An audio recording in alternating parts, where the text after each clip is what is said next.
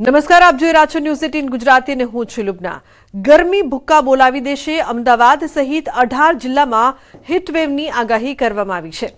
તો રાજ્યના 18 જિલ્લામાં આજે આકાશી ગગન વર્ષા થઈ શકે છે, અગન વર્ષા થઈ શકે છે। ગરમી અંગે હવામાન વિભાગની મોટી આગાહી। રાજ્યમાં હજુ 3 દિવસ હીટવેવની આગાહી કરવામાં આવી છે।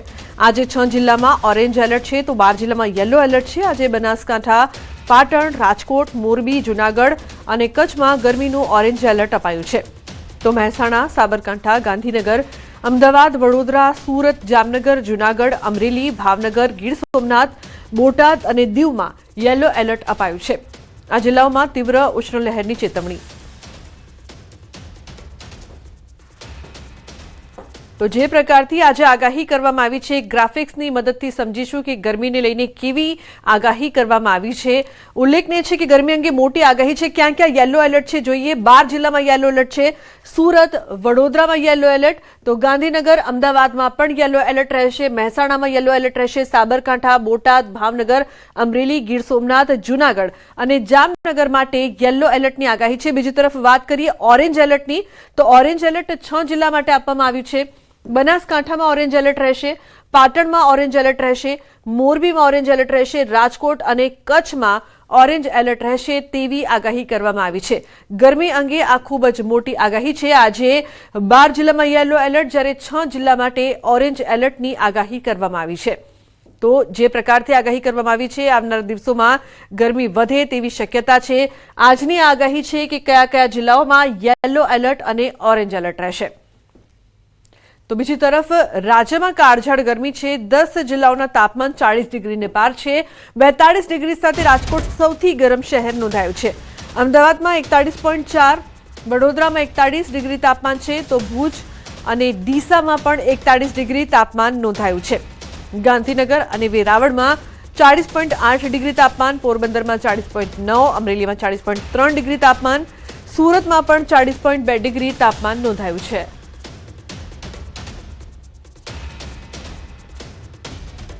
બીજી તરફ વાત કરીએ મહેસાણાની, તો મહેસાણાના કડીમાં અસામાજિક તત્વોનો આતંક સામે આવ્યો છે। પોલીસને પડકાર ફેંકતા તોફાની તત્વો સીસીટીવીમાં કેદ થયા છે। કડીમાં અસામાજિક તત્વોનો ખુલ્લેઆમ આતંક જોવા મળ્યો છે। ઘાતક હથિયારો સાથે ત્રાટકેલા ઈસમોએ તોડફોડ મચાવી, લોખંડની પાઇપ અને હથિયારો વડે વાહનોના કાચ ફોડી મચાવ્યો કહેર। હુમલા અને તોડફોડના દ્રશ્યો સીસીટીવીમાં કેદ થયા છે। આખરે હુમલો શા કારણે કરવામાં આવ્યો તે હજુ સ્પષ્ટ થઈ શક્યું નથી। સીસીટીવીમાં સાફ જોઈ શકાય છે કે કેટલાક શખ્સો કારમાંથી ઉતરે છે, જેમના મોં પર રૂમાલ બાંધેલો છે અને હાથમાં લાકડી અને પાઇપો છે। કેતન જોડાય છે વધુ માહિતી આપવા માટે। કેતન, શું છે સમગ્ર ઘટના, શું વધુ વિગતો છે આ મામલે?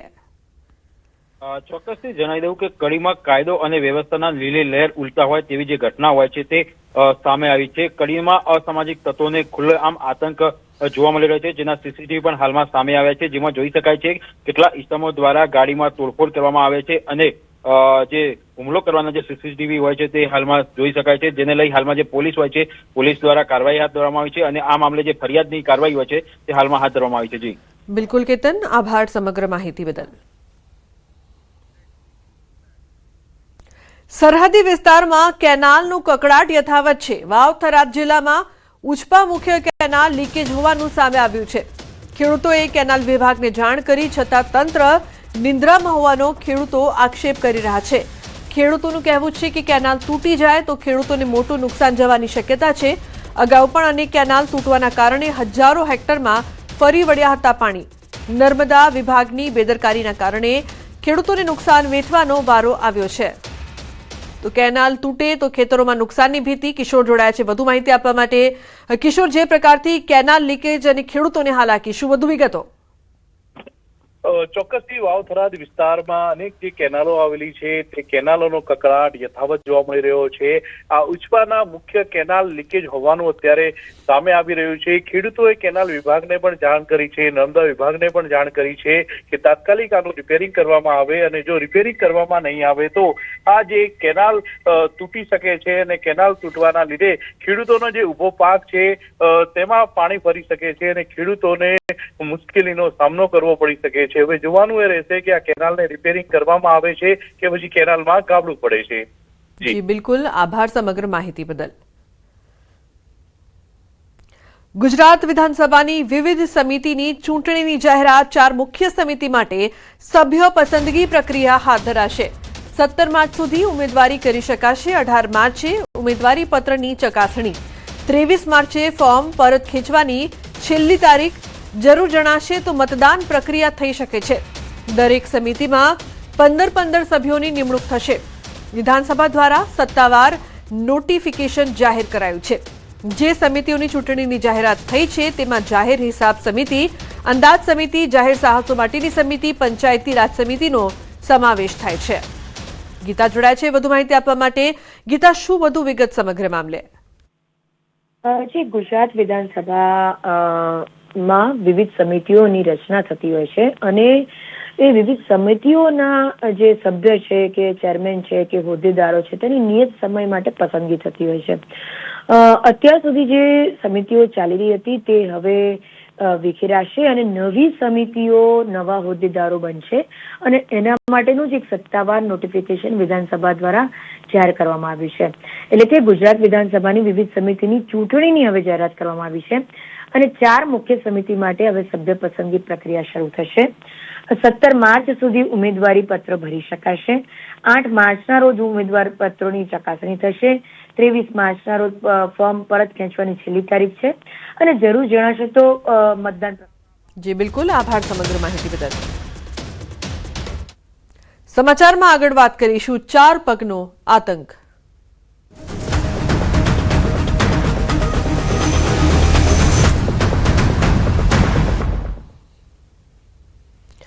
સુરતના માંડવીના અરેજ ગામની સીમમાં દીપડાનો આતંક સામે આવ્યો છે.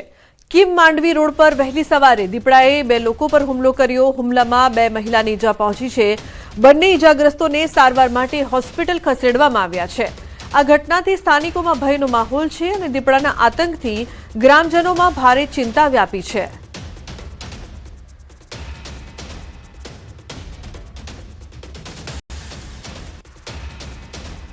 બીજી તરફ વાત કરીએ અમરેલીની, તો અમરેલીમાં આદમખોર સિંહણ પાંજરે પુરાઈ છે.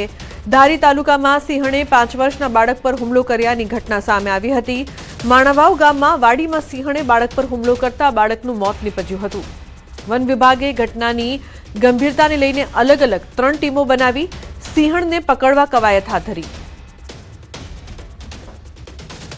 સિંહણ આવી એટલે છોકરાને ઝડપાટે ઉઠાવી ગઈ, બરાબર. પછી એના મમ્મી પાછળ પડ્યા એમાં, પણ એ હાથમાં ના આવી. એના મમ્મી એકલા શું કરે એમાં, એટલે પછી આ પાછળ પડ્યા. પછી કોકને વાડી જઈને ફોન કર્યો, ઈશ્વર ફોન, એટલે એ વાડી પહોંચ્યો વાડીએ, બરાબર. એમાં બધા અહીંયા ઉપસ્થિત હોય અને વન વિભાગના ઉચ્ચ અધિકારીઓ પણ ઘટના સ્થળે પહોંચી ગયા. એની આગળની કાર્યવાહી હાલ ચાલુ છે અને બાળકનું ખૂબ જ દુઃખદ નિધન થયું છે. તે ખૂબ દુઃખની બાબત છે. ભગવાન એમના દિવ્ય આત્માને શાંતિ આપે. તો અમરેલીના પીપાવાવ પોર્ટ ફોરવે હાઈવે ઉપર સિંહને વન વિભાગ દ્વારા સુરક્ષિત રીતે ક્રોસ કરાવ્યો. રાજુલા રેન્જ ફોરેસ્ટ ગાર્ડ દ્વારા પીપાવાવ હાઈવે પર વાહનો રોકાવીને સિંહને સુરક્ષિત રોડ ક્રોસ કરાવડાવ્યો હતો. ભાવનગર સોમનાથ નેશનલ હાઈવે ઉપર અગાઉ વાહન અડફેટે સિંહના મોત બાદ વન વિભાગ એલર્ટ મોડમાં આવ્યું છે. હાલમાં રાજુલા રેન્જ સતર્ક હાઈવે પર પેટ્રોલિંગ વધાર્યું છે.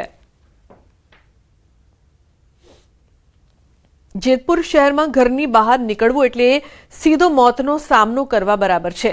એટલા માટે એવું કહેવું પડી રહ્યું છે કેમ કે જેતપુરના અનેક રસ્તાઓ પર યમરાજ બનીને ફરી રહ્યા છે રખડતા શ્વાન. છેલ્લા 10 જ મહિનામાં 3250થી વધુ લોકો રખડતા શ્વાનનો શિકાર બન્યા. સરકારી દવાખાનામાં ગત માસે 570 જેટલા લોકોએ સારવાર લીધી છે. સરકારી ચોપડે નોંધાયેલો આ ભયાનક આંકડો નગરપાલિકાની નિષ્ફળતાની ચાડી ખાઈ રહ્યો છે. સરકારની ગ્રાન્ટ હોવા છતાં ખસીકરણના નામે મીંડું છે અને નેતાઓ પર ભ્રષ્ટાચારના ગંભીર આક્ષેપો ઉઠ્યા છે.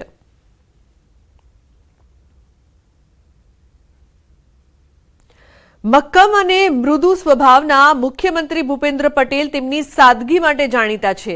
દિલ્હીથી પરત ફરતી વખતે સીએમ ફરી એક વખતે સામાન્ય નાગરિકની જેમ એરપોર્ટ પર લોકો સાથે મુલાકાત કરતા જોવા મળ્યા. આ સમયે નાયબ મુખ્યમંત્રી હર્ષ સંઘવી પણ હતા. તેમણે પણ સામાન્ય નાગરિકોની જેમ લોકો સાથે સંવાદ કર્યો.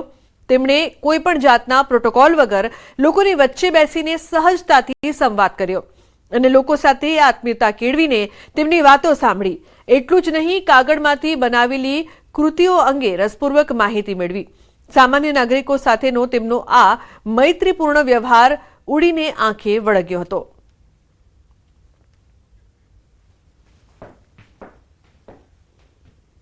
સમાચારનો પ્રવાહ યથાવત રહેશે. હાલ રોકાઈશું એક બ્રેક માટે. આપ જોતા રહો ન્યૂઝ 18 ગુજરાતી.